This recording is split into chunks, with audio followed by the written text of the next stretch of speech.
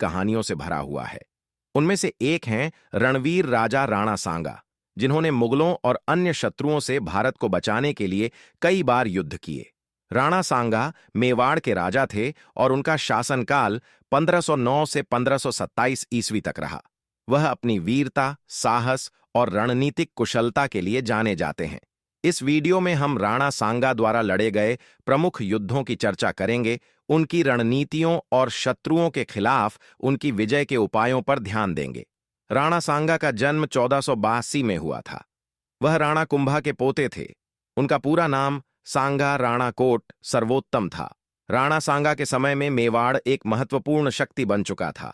उन्होंने अपने राज्य की सीमाओं को बढ़ाने के लिए कई युद्ध लड़े और अपने प्रतिद्वंदियों को हराया।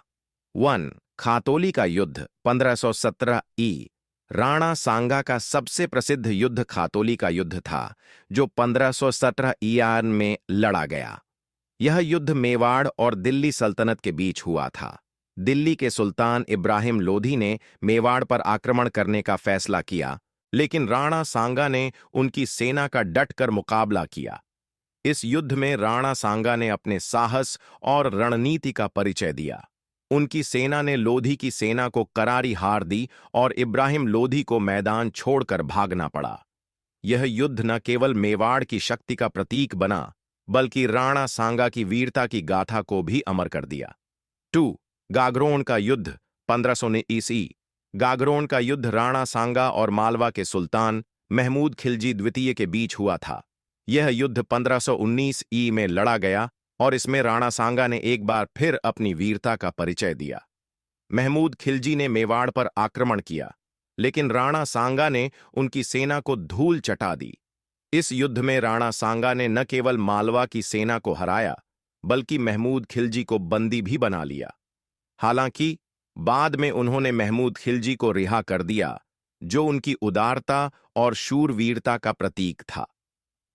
3. बयाना का युद्ध 1527 ई। बयाना का युद्ध राणा सांगा और मुगल सम्राट बाबर के बीच हुआ था। यह युद्ध 1527 ई में लड़ा गया और इसे खानवा के युद्ध के नाम से भी जाना जाता है। यह युद्ध भारतीय इतिहास के सबसे महत्वपूर्ण युद्धों में से एक माना जाता है।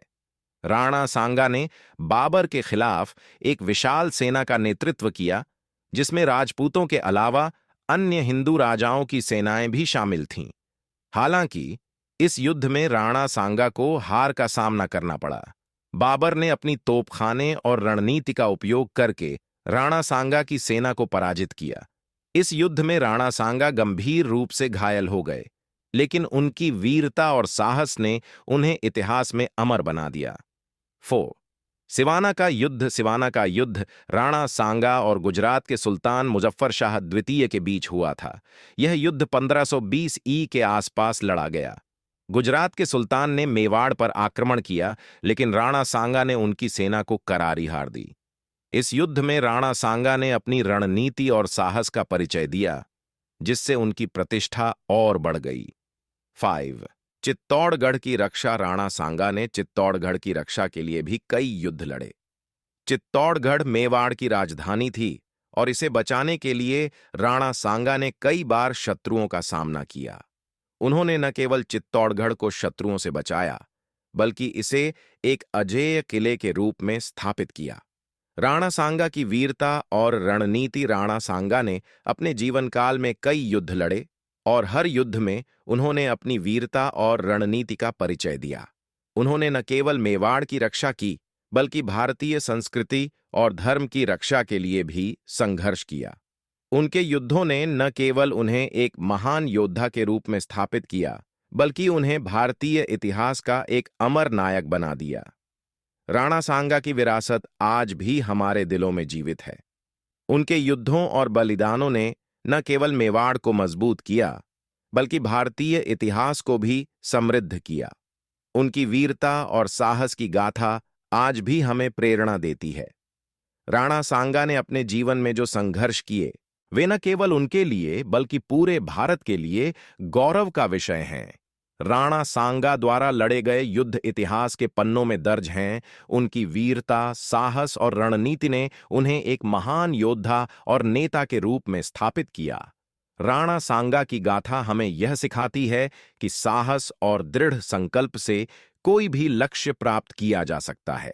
उनके युद्ध और बलिदान हमें आज भी प्रेरणा देते हैं और हमें अपने देश और संस्कृति की रक्षा के लिए प्रेरित करते हैं। राणा सांगा की यह गाथा न केवल इतिहास का हिस्सा है, बल्कि हमारे दिलों में भी जीवित है। उनके युद्धों और बलिदानों